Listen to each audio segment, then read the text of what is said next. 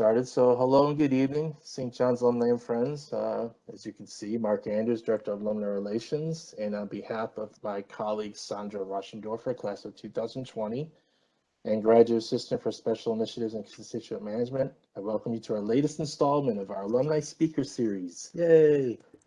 Tonight's event is Work and Wellness, hosted by two fellow Johnnies, Melissa Dunlop, 2019 TCB, and then she got her MBA and also Graduate Assistant in Alumni Relations, and Christina Heiser, class of 2010, St. John's College. Both have real-world experience covering marketing, public relations, writing, a lot, etc. The ETC period, a lot you'll hear about. So they have a lot to talk about, and they're very much interested in having this to be an interactive and sharing experience, speaking to our work-life balance over the past year during the pandemic, and how do we keep our happiness and lives in a good place among other topics. Fair game tonight. We all have our stories since last March. It's a lot going on this past year. What a year.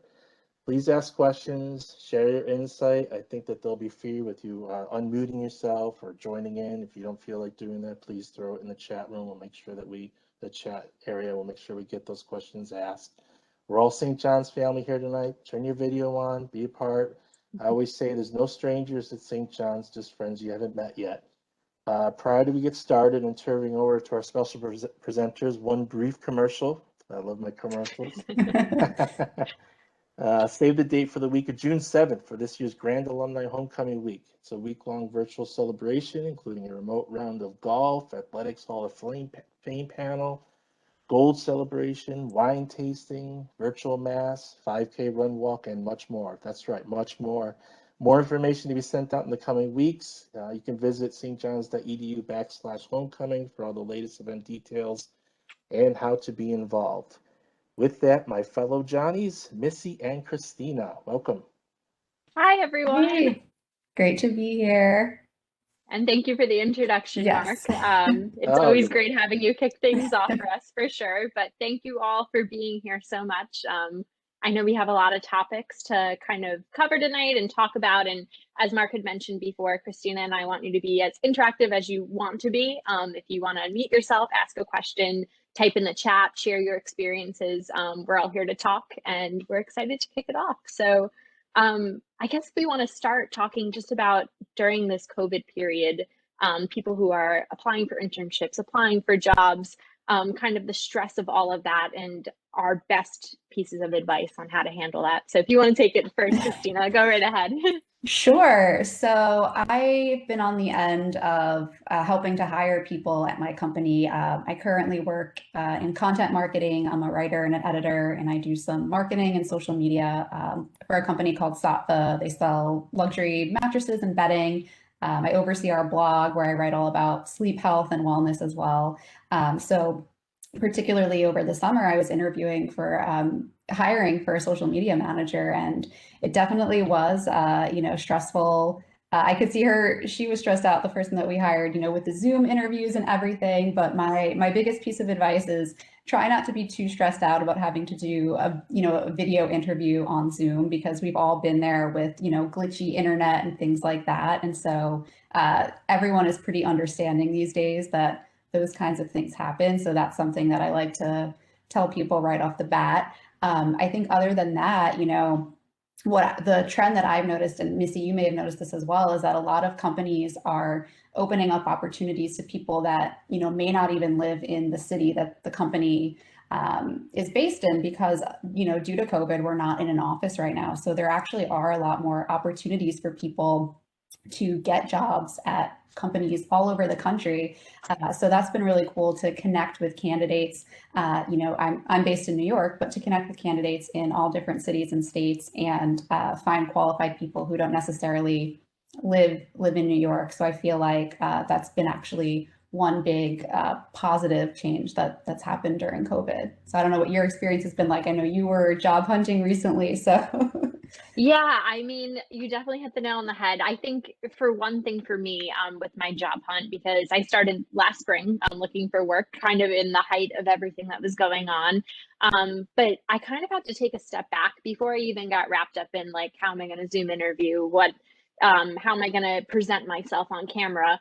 I kind of had a moment of being like, this is my time to really figure out what I want to do. And I know it sounds silly because I, at that point, had gone through 5 years of college and plenty of internship experiences and things that I knew I was interested in, but it kind of gave me that second to pause and be like, let me kind of take a piece of paper and write what I think my strengths and my weaknesses are. And on top of that, what do I actually like and what do I actually enjoy? So I actually, this sounds so silly because it sounds like I was backtracking a million years, but I know in high school when you're taking like the SAT and things like that, most schools make you take like a career test of like, what do you want to be when you grow up, or like what major would suit you well. And I actually took this weird backtrack of being like, let me do that again. Let me do that at this point of my life compared to someone who was just starting out and now I'm at the end of my college career. And I did that. And I really, from there, was able to refine the jobs I was applying for, because I feel like in the height of all this pandemic going on, everyone wants to work, everyone wants to get a job, and you just go on these crazy sprees of applying for over 200 positions, and you're not entirely sure if it's exactly what you want to do, but you take it if you think you had somewhat of an interest in it. But kind of giving myself that opportunity to breathe, to really focus on what I was interested in. It made me refine my searches and my job hunt a lot more clearly. So that's something I definitely think you should take into consideration. You don't want to just settle for something, especially when you worked so hard throughout your entire educational career. So it really gave me an opportunity to focus on my exact point of what I wanted to do. And just from like my point of view too, which I know, Christina, you've definitely seen this from the flip side, beyond just the technology, I recognize that being organized during this period is the most crucial thing that you could possibly do. Make a spreadsheet of every job you're applying for. Write if you personalized a cover letter for it. Write if you personalized your resume for it. Write where it is actually in your crazy folder of stuff that you probably have because you've been up the wall applying for things.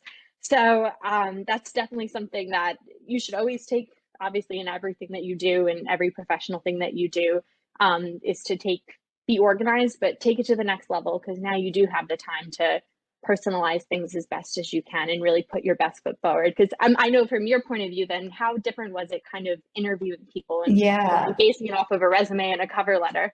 You know, it's funny. So one of the things that I wanted to talk about was cover letters. You know, I always dread having to write a cover letter, right? It's definitely like, oh my gosh, should I be personal? What should I put in it? Trying to find that balance. So I do appreciate personalizing the cover letter as much as possible. And I think it is a place that you can really show off your personality, especially now when you might not have that face-to-face, interaction. So I think even a small thing, if you don't know who the name of the person doing the hiring, just do a quick search on LinkedIn to see, who's working in that department. Just addressing it to someone is better than addressing it to who it may concern, because at least it shows that you put in the effort to do that research beforehand, and putting in a little personal touch of why you like this company, why you want to be a part of this company and work for this company. I think it really goes a long way. And for me, I'm like, wow, you actually took the time to do that research, and you're really excited about working here. So I definitely think that goes a long way. So I'm very into that, because I know cover letter writing can be challenging. So I definitely say that's the way to go. Put your personality into it, show why you want to work for the company. Another thing that I wanted to say too is that I think that networking has actually changed a little bit as well. And there's a lot more opportunities to network with people virtually. So don't be afraid to reach out to someone at a company that you're interested in to get a virtual coffee, have a virtual meeting with them, because there is no commute time right now. So it is easier for people to find the time in their schedules, even if it's just for 15 minutes, to meet with you, to do an informational interview, even if they don't have openings. But that way you get in front of them and they can keep your information on file. I'm a very big proponent of joining different Facebook groups for careers. So I found a lot over the last couple of years, because I do some freelance writing on the side, and that's how I found these groups. But there are groups, some of the ones that I like. There's a group called Freelancing Females. There's one for freelancing females in New York. There's another one called Jobs and Careers for Dreamers and Doers. And these are groups where you can connect with other people. So the Freelancing Females one, there's any sort of career you can imagine. It's not just writing and marketing, but there's graphic designers in there.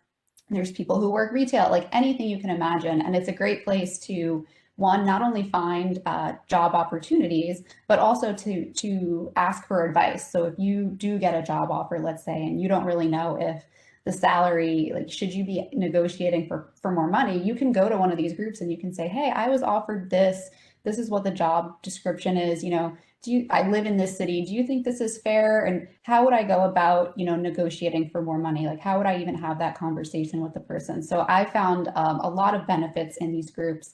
I found some, freelance writing opportunities myself in some of these groups. It's been great. And I've also found writers for the blog that I run through these groups. I'll post on them and I'll say, hey, I'm looking for a writer who has travel experience. I want to do a post on, how to sleep better when you're taking a road trip or something like that. And I've gotten so many responses. I've had so many great writers that I've connected with that way. So taking advantage of social media and the different groups out there, you can meet a lot of people who definitely can give you great advice.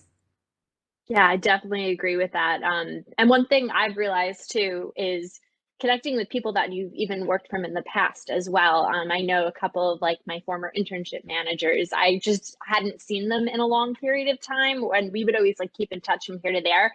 But they actually just appreciated a message of just saying like, hey, just checking in, like, hope you and your family are staying healthy and happy and everything's okay. And kind of just giving them like a little life update on yourself. They actually really appreciate things like that. I know it sounds like it might just be another email in their box, but especially if you had a strong like working relationship with someone in the past, because you never know, it might pop up along the way that they might be like, hey, that's so great you checked in. That's actually so funny. We're actually looking for someone that did this. Maybe you'd be interested. So it's always good to just like keep those professional relationships strong and going. And especially during this time period, who doesn't want to get a nice email coming through their inbox of just saying hello? I feel like that's such a positive thing right now, that everyone kind of needs that sense of interaction with one another. But also just adding on to things that I was really looking to do also during my interview processes that I went through, was just keeping up with what was going on in the news in the market that you wanted to work in, or the type of job that you wanted to work in. I know at least 3 to 4 times a week, I'd be going on Forbes just to see if there were any new updated business articles. There's so many different business magazines out there, or particularly any field that you'd want to be in. But it's definitely a good opportunity just to like keep aware of what's going on, because you never know, in an interview something might pop up and you might just be able to relate it to real life, and knowing that you're actually taking the time and effort to perfect your field as much as possible before you might even be completely in it. It's definitely super important and something that will push you up to the next level for sure. I totally agree with that, because one of the things that I was asking when I was hiring for a social media manager was, what other brands do you like, and what brands do you think are doing a good job on social media? And, do you have examples of, campaigns that brands have done that have been successful and have increased engagement? So being able to show that you are knowledgeable about the field that you're interested in going into, it does go a long way. It really does impress hiring managers that you're up to date on that kind of information. Definitely, for sure. So I want to just kind of change gears a little bit, Christina, because I know you'll definitely have a lot of input on this, but as someone who's also new and starting my career and having so many questions about what I wanted to do and things like that, how did you really come to the conclusion of like finding your passion and what you wanted to do, and continuing to find that passion as well? That's a great question. I definitely think it's evolved over time. I think when I was younger and I first started as a student at St. John's, I knew that I liked writing. And so I wasn't sure if I wanted to go into education and be a teacher, or if I wanted to be a journalist. And so I started taking education classes at St. John's, and I was like, I don't really love this. I don't think this is for me. And so then I ended up actually joining the newspaper at St. John's, The Torch, and I absolutely loved it. And so I kind of fell into that, but I didn't particularly like writing news. So I was like, okay, being a newspaper reporter, that's definitely not for me. I got to try something else. I was like, maybe a magazine, what things interest me? And I've always had, an interest in fitness and health and beauty, but I didn't really realize that that could be a career path, like writing about those topics. And so sent my resume out to so many different places. And I ended up just getting an internship at Fitness Magazine, which doesn't exist anymore. So, sadly, when I was in college, that was the height of the recession back in 2008. And so magazines were going out of business. But I did intern at Fitness Magazine while they were still around. And I just fell in love with it so much. I was in their beauty department. And so I was really lucky that with that, I was like, wow, I've always loved trying products. I would be reading message boards back in high school about, how to do this sort of, cat eye and different makeup looks. And so I realized I really enjoy this, but it did take a while. It did, okay, started as an education major, wasn't for me. Then was, writing news articles. I was like, definitely not for me. And I was like, let me try something else. And it did kind of evolve from there, where I got more into health writing. And I was like, you know what, I'm really interested in health. I'm really interested in fitness. I love the science behind all of those things. And so it just sort of evolved from there. But I think, thinking about things that you are interested in, how can you turn that into a job? So for me, I liked all of those things. And I said, well, I'm a good writer. I like writing. So, can I write about those topics? But there's all sorts of things, with makeup, for example, things that didn't even exist as a career are careers now. So, there are these people who make videos on YouTube. There are podcasters. There's so many different things that you can do in media and marketing that, blend that with the area of that you enjoy. So test the waters, see what you like, and see what you can do with that and how you can turn that into a career. Another platform that I found useful, I started using it during the pandemic myself just to pick up some more freelance work.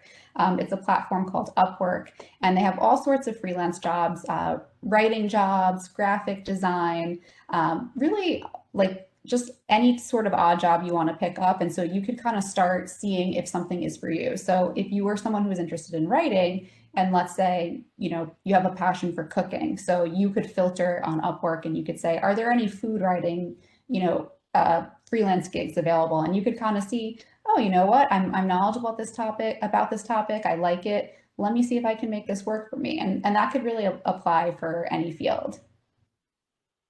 Yeah, and I think that Carolina left a really good question for you, Christina, that I'm interested to know as well.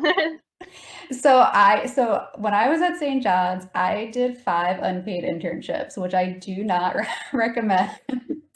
I do think things have gotten a lot better since that 2008 to 2010 era. So I believe that almost all internships now, they do have to pay you. And so definitely advocate for yourself. And even if you're in college, if you can find a paid internship, I do recommend going that route. But all my internships were unpaid. Sometimes starting out, I would reach out to a publication. I would say, hey, I just love you. I'm a college student. Can I write for you for free? But I think because of the way the world is now too, and there's so many websites out there that even if you're getting paid a small amount, you can definitely find gigs that pay, even if it's not a lot. And once you have, a portfolio, even just a handful of articles, let's say, or a handful of anything that you can have in your portfolio, you can then use that to start getting more higher and higher paying jobs.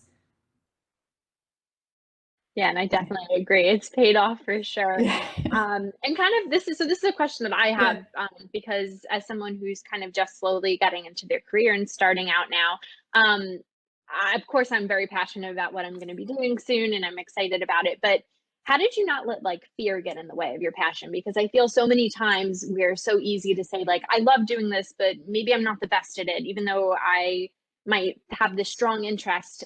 I don't top. I'm not number one. How did you kind of let that fear step aside and just put your mind to doing what you wanted to do? Totally. I think it's hard because I think especially for women, we tend to do that. We tend to sometimes second guess ourselves. So I think, I was lucky enough, especially in college when I was doing my internships, to have really strong mentors and people that I could look up to that were in the positions that I was hoping one day to be in. So knowing that, there was a path forward for me, and having them encourage me and be in my corner definitely helped. And sometimes you do have to fake it until you make it. So sometimes I'm like, you know what? I don't know if I'm really qualified for this, but I'm just going to pretend that I am. I'm going to send my resume out there, and, it pays off because the other person who's reading it, they don't know that, so sometimes you just have to fake it. And I'd be curious too for you, being new in the job search, how did you come to, find what you're interested in, and what are you hoping to get out of your new role that you're going to be taking on? Yeah, so definitely interesting because a lot of my internships and experiences revolved like directly in marketing and advertising sales. And I loved it. I got to work for some really awesome media companies, which again, fake it till you make it, because Yes. sometimes when you're walking through the door at 30 Rock and you feel like this fish in a sea, like, this little tiny fish in this giant sea, I was shaking inside, but I kind of just had to keep my head up high and walk into meetings and be like, yeah, I deserve to be here. I mean, I've worked hard to be here.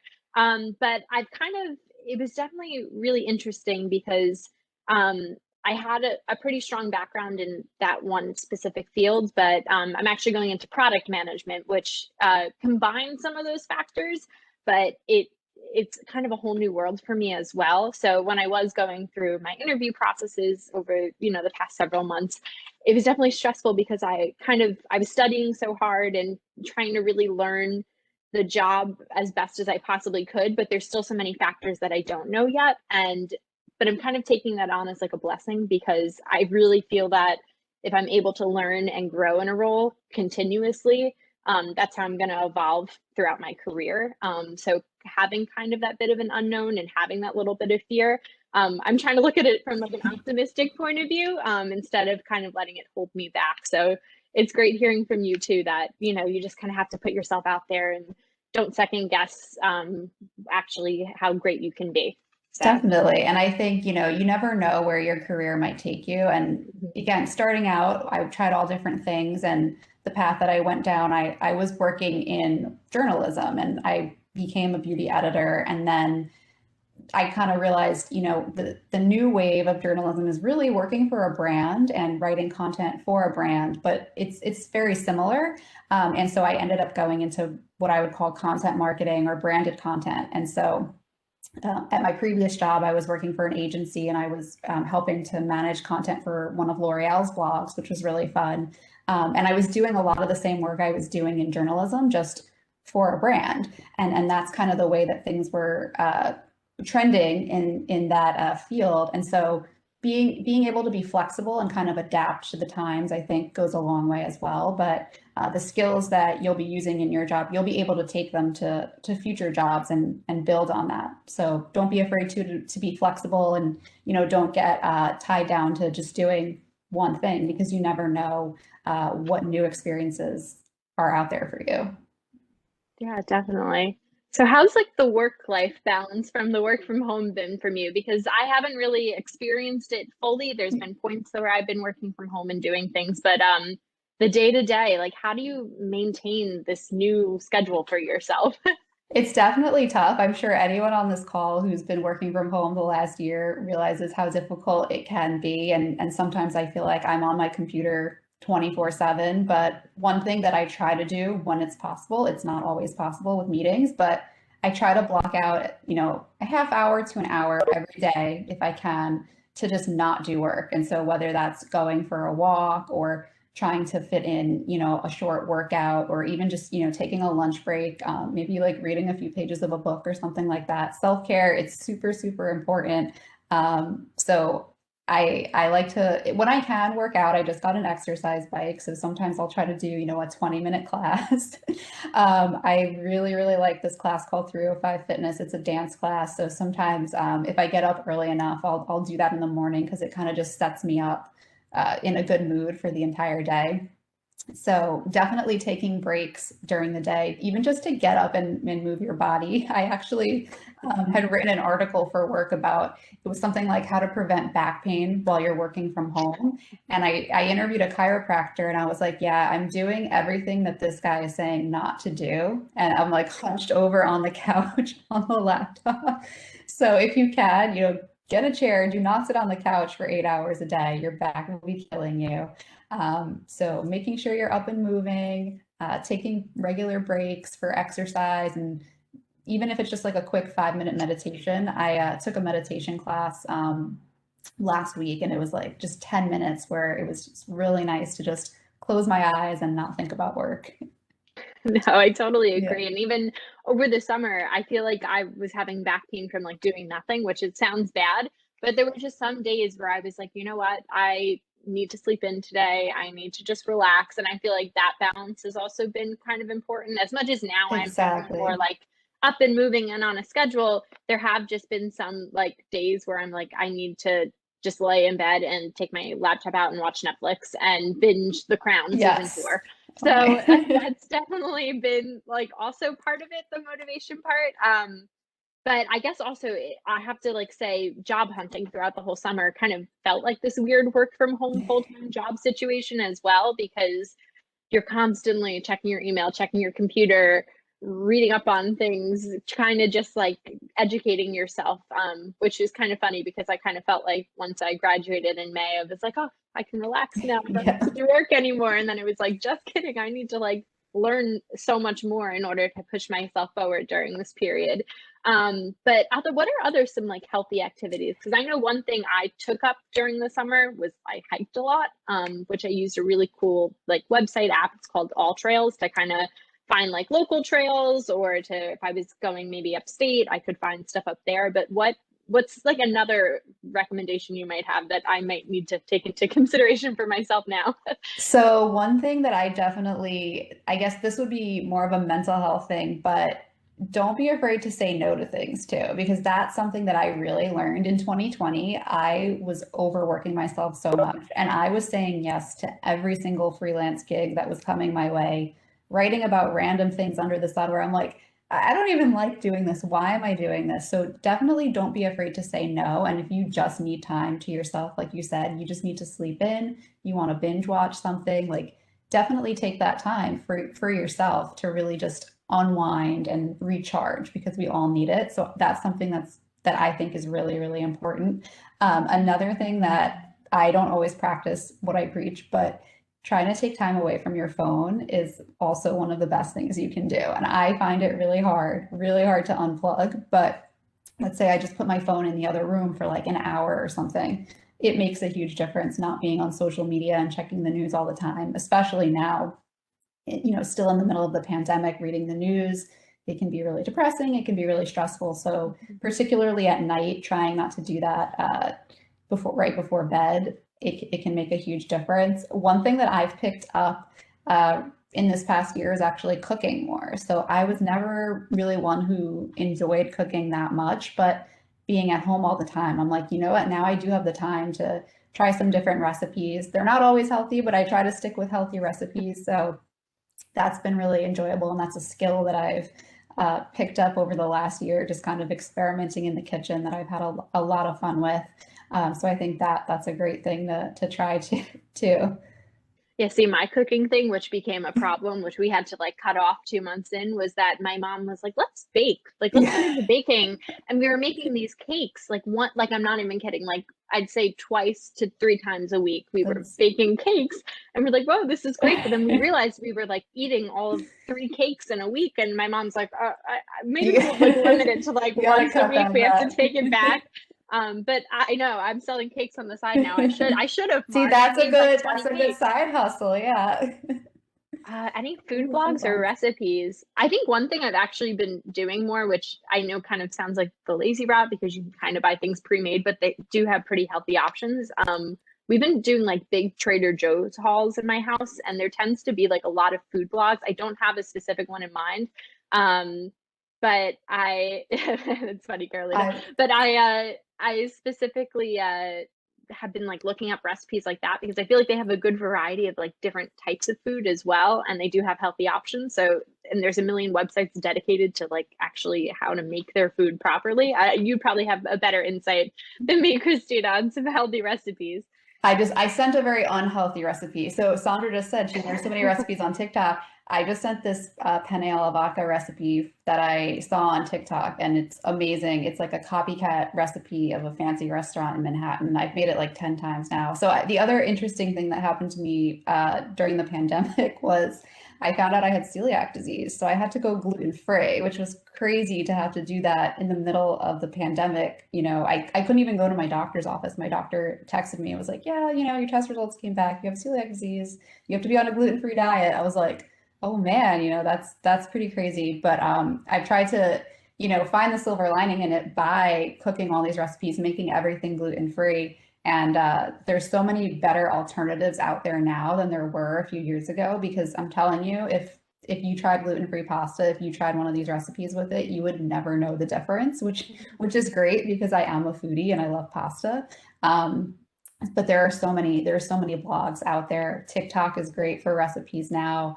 Oh my gosh, Aquista is the best. Oh. They make gluten-free pasta. I have not been able to try it yet, but I've taken a couple of virtual cooking classes. You can kind of just Google it. You can sign up for it. I was lucky enough that one brand, they had invited me to a media event for a cooking class. And so they had sent me all the ingredients for everything. And we watched the chef go through it, and we got to drink wine. It was really fun. So that's a cool activity as well. But definitely taking care of your health, you know, prioritizing that during the pandemic is very important as well.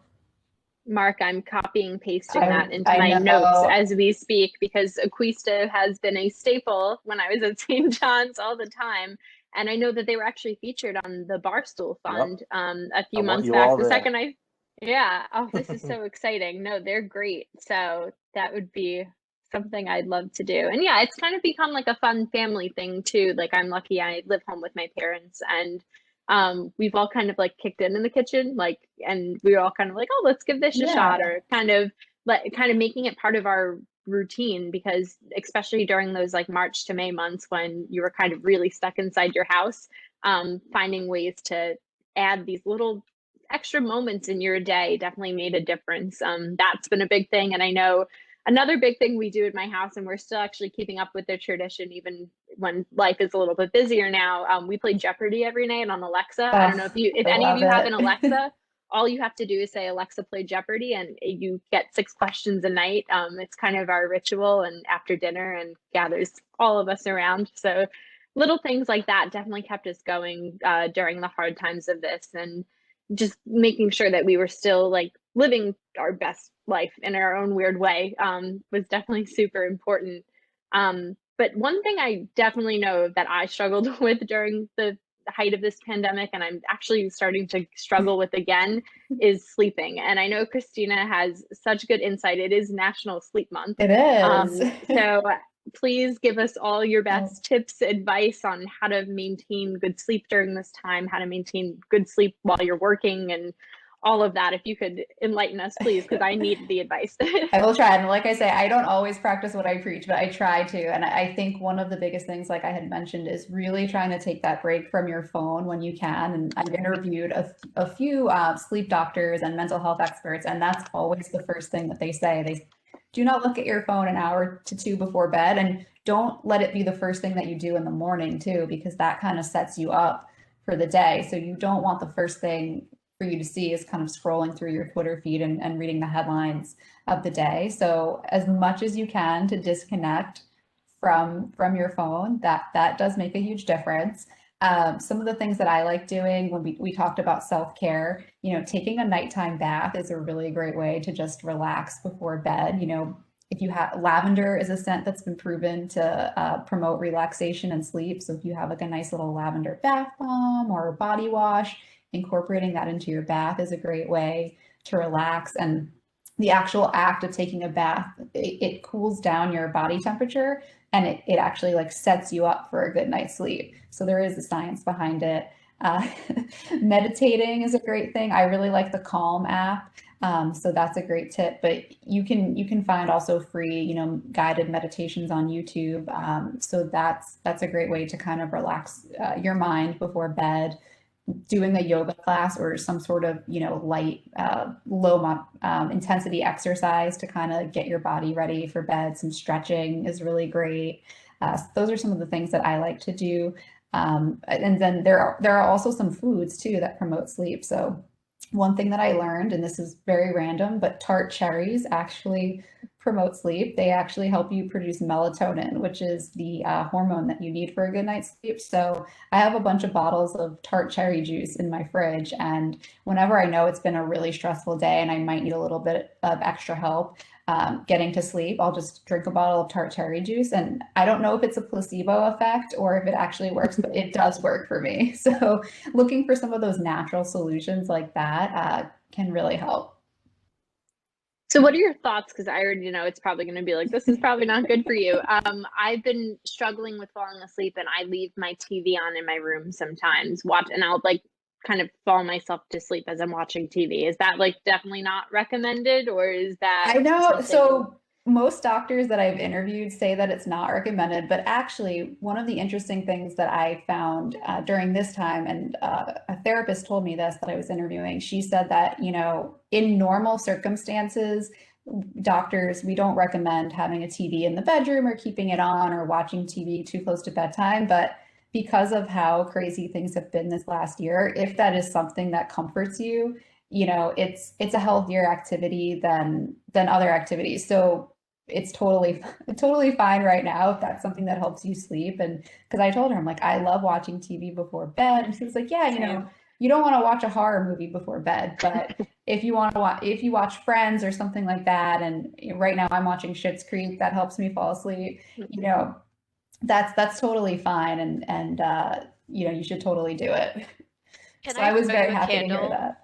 Oh, I'm sorry to Oh, interrupt, but yeah. I love Schitt's Creek. Schitt's Creek is Oh my gosh. helping me get through. I have a candle that I bought, like just like if like Dan Levy just hold Uh, like Jesus, and I was just like, I have to get this candle.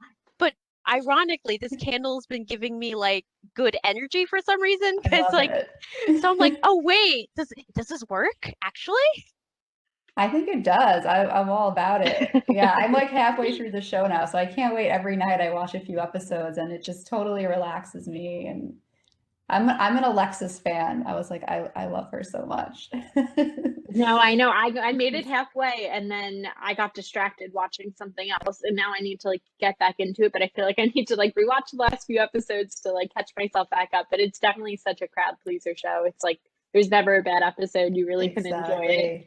Another thing Yeah. too was all throughout the pandemic, I was playing Animal Crossing, and I still play it a little bit here and there, but that's something that just really helped me through, like get through. Like it was just so nice to visit my little island and talk to my little animal villagers. And it just really helped relieve stress. Like no matter what time of day, I'd be waking up, doing it first thing in the morning. I would be doing it before I go to sleep. So any activity like that, you know, there's another game. I'm going to try to find the link to it. It's called I Love Hue, Hue. And it's an app, and you just like match these colors together. And each round it gets harder and harder, but it's such a good stress relieving game. I just love it so much. There's just something about it that I don't know, but it works. It relaxes you. No, that's so, yeah. I have a question too that great. you might have good insight on, because now so many people are working from home. What do people typically recommend? Like if you want to take like your lunch break, but like take a 20-minute nap while you're working, like is that something encouraged if your body feels like you need it, or are they kind of saying like push through the day? Because in normal circumstances, obviously, if you're in the office, you're not gonna pass out in your chair and take a nap, or maybe you might, but most likely you wouldn't. I think most people, a nap can definitely help. You don't want to take it too late in the day, but if you can do it in the early afternoon. And I think I mean, I'm lucky that the company that I work for, I mean, we're all about sleep. So they do encourage taking breaks and, you know, not being online all day. I think most employers, from what I've heard from friends and other people in my industry, at least, their employers are, they're definitely being flexible in terms of like, take the time for yourself during the day, whether it is for a lunch break or a nap or whatever it is, you know, that you need to do. And then I do think in terms of like, from an expert, a sleep expert's point of view, if a nap does help you and it doesn't interfere with your sleep at night, by all means, definitely try it, go for it, and see if it works. Yeah, definitely. And do you think like having like a certain type of mattress can also help? Because I know for me, like I need like cushion under my back when I Oh my sleep, or gosh. I'm like completely can't Yeah, fall asleep.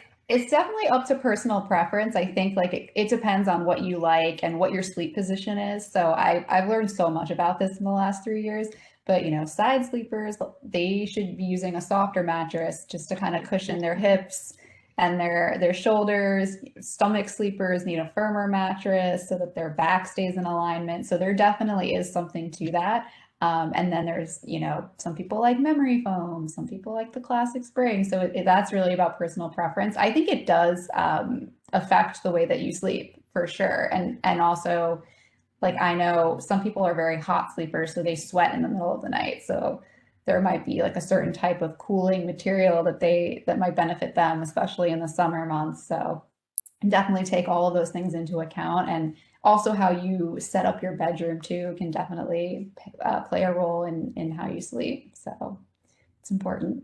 It's so interesting. It's like the small things that we don't even think about sometimes make such a large impact on like how your day is actually going to begin when you wake up the next morning.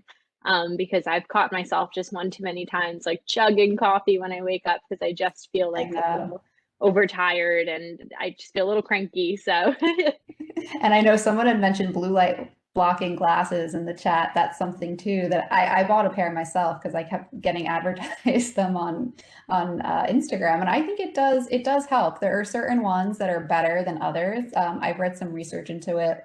I think ones that are tinted orange or amber are supposed to be the best. I bought a really cute pair that's like pink, so they might not work as well. But the orange and amber ones really do work to block out that blue light. So it does help if you are looking at your phone or even your TV or your computer. Yeah, definitely.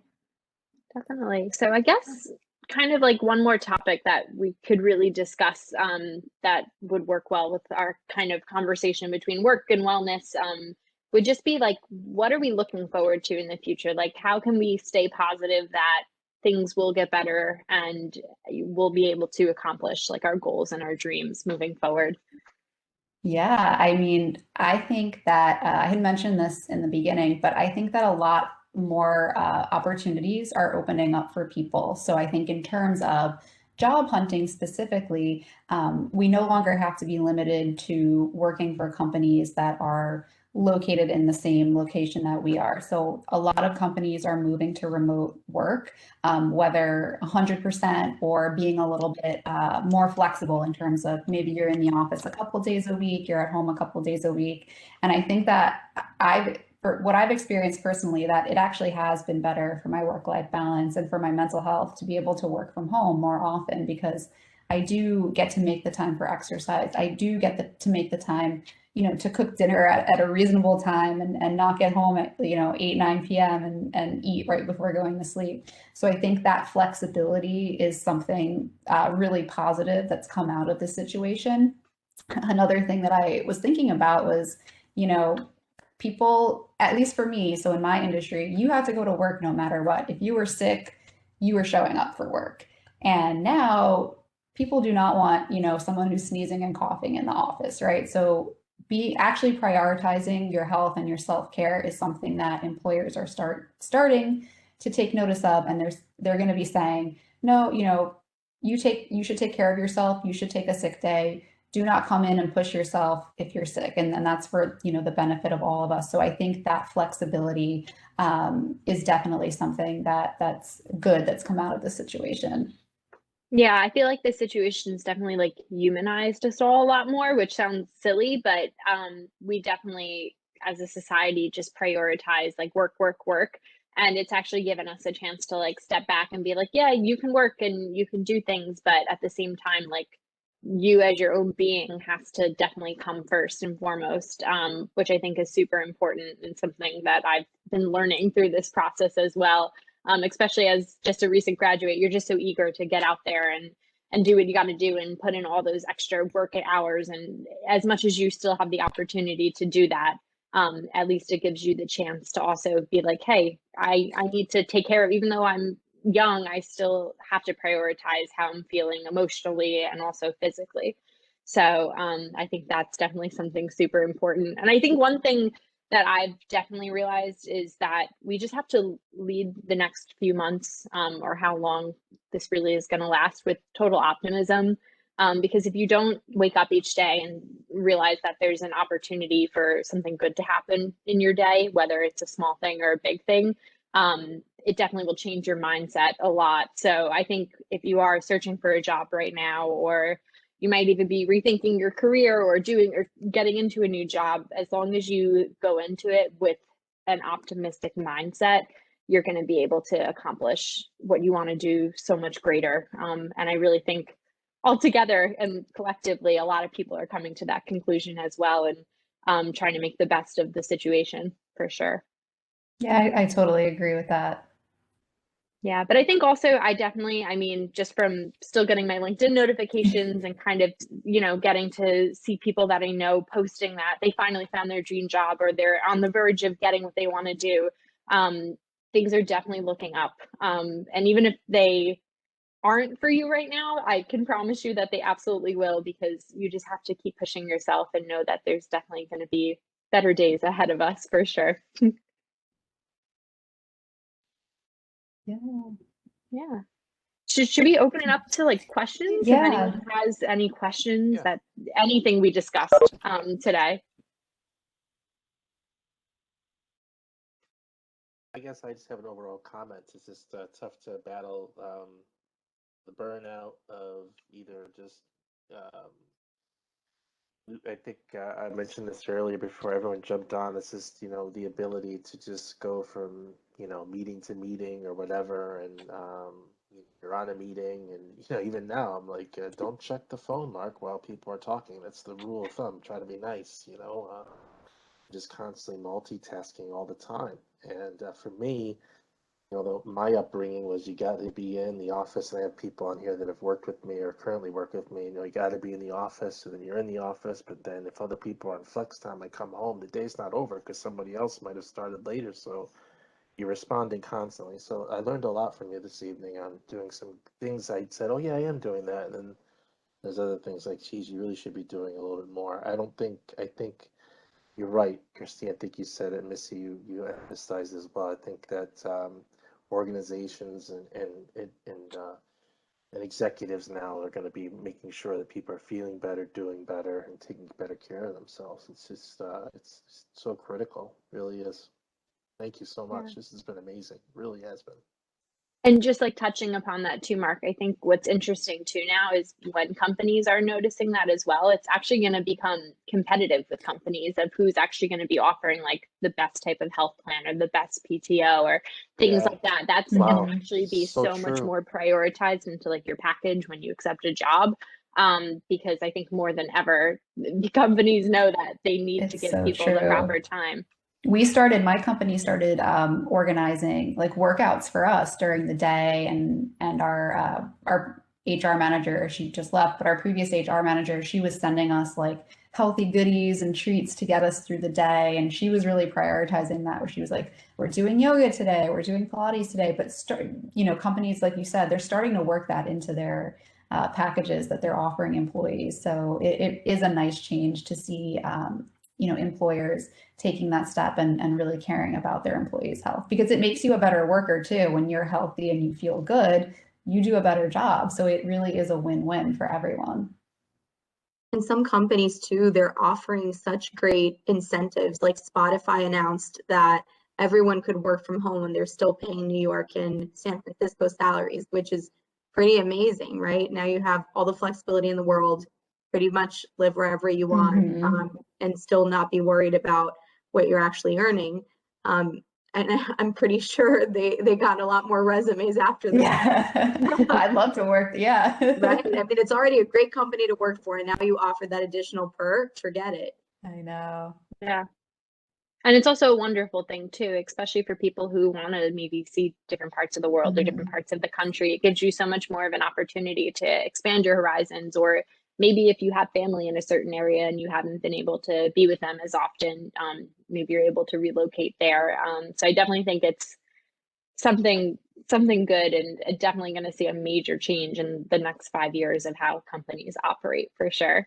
And I think that's another thing too that I wanted to point out, once we're able to travel again, that's something where I'm like, well, I could feasibly travel, because it's always stressful. Like, okay, I'm going to take these 2 weeks off. How am I going to pack everything in? But if I could stay somewhere, let's say for a month, and let's say I'm staying in an Airbnb somewhere, I could do my work, I could do my sightseeing and going out to eat after work, but I don't necessarily have to be in my apartment all the time. So hopefully people will also get the opportunity to travel more as well and kind of do like a hybrid vacation slash, work remotely and not have to use all their vacation days at once. So I think we will see that trend as well in the future once travel starts opening up again.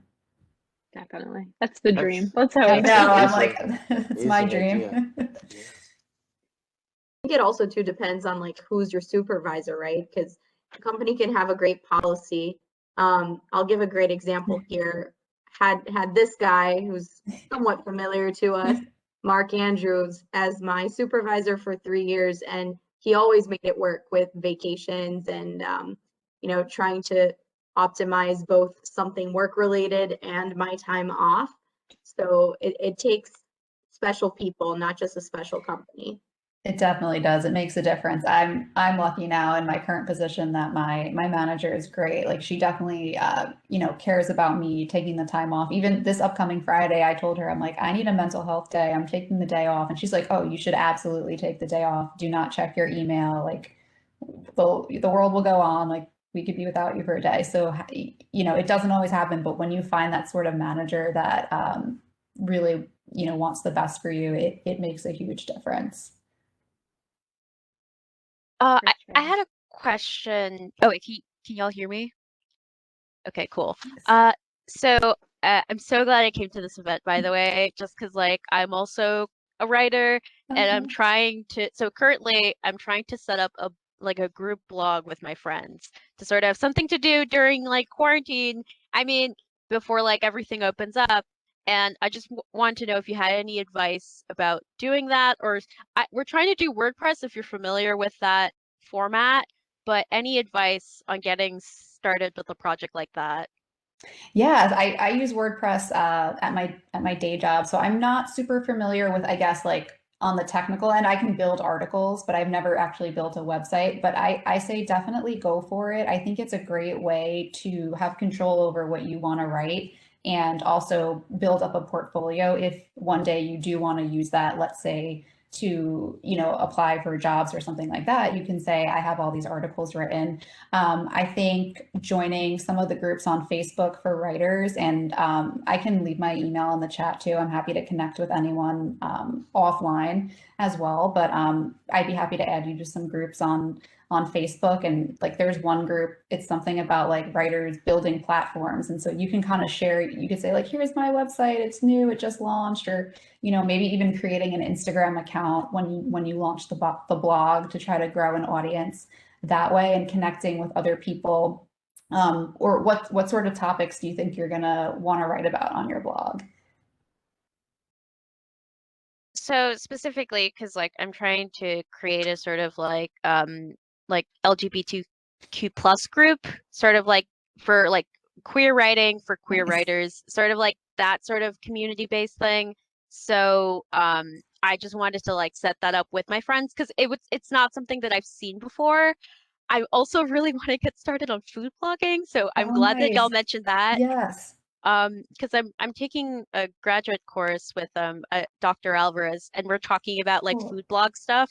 So it's just funny because I was like, oh, I just mentioned we're Yeah. talking about that in class.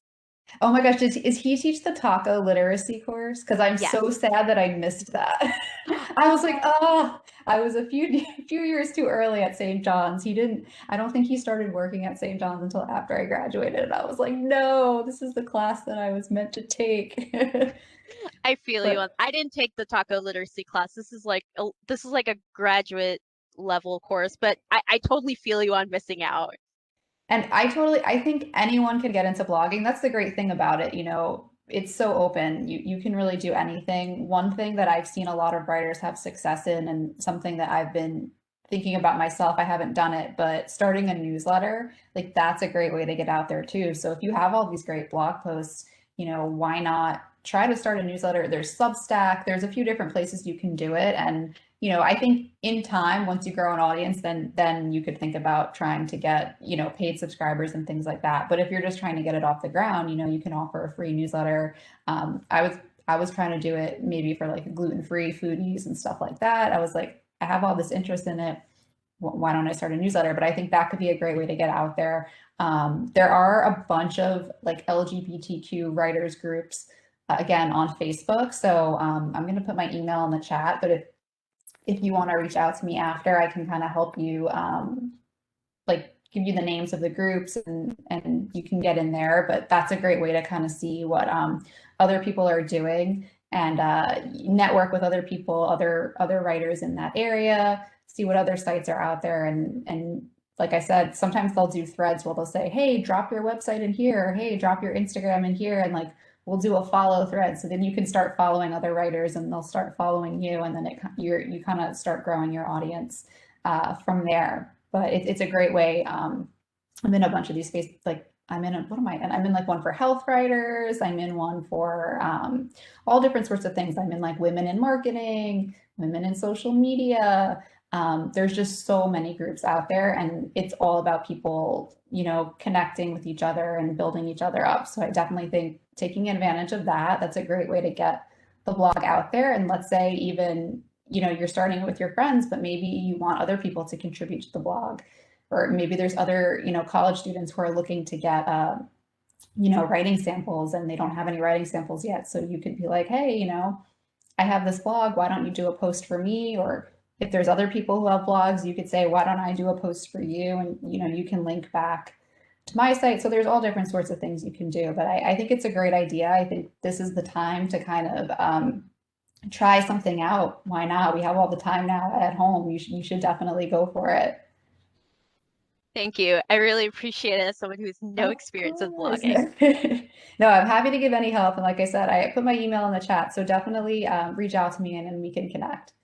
Yeah, and that's such great advice, Christina, especially with these groups. I feel like I'm in like a woman in product group, and I've been a little too shy to actually write in it yet, even though I know soon I will definitely be asking up advice for Storm in there. But it's amazing because there are people literally from all around the world giving their experiences, giving their advice.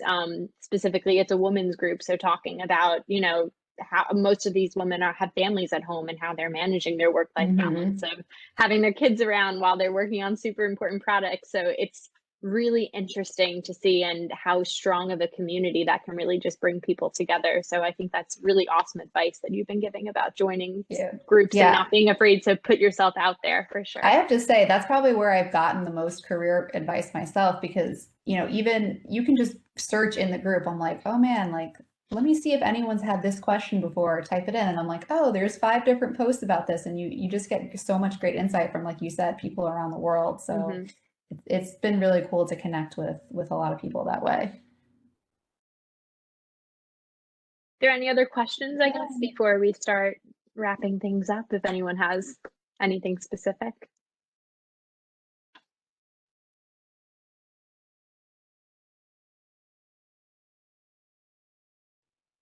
What's the standard silence time to wait for?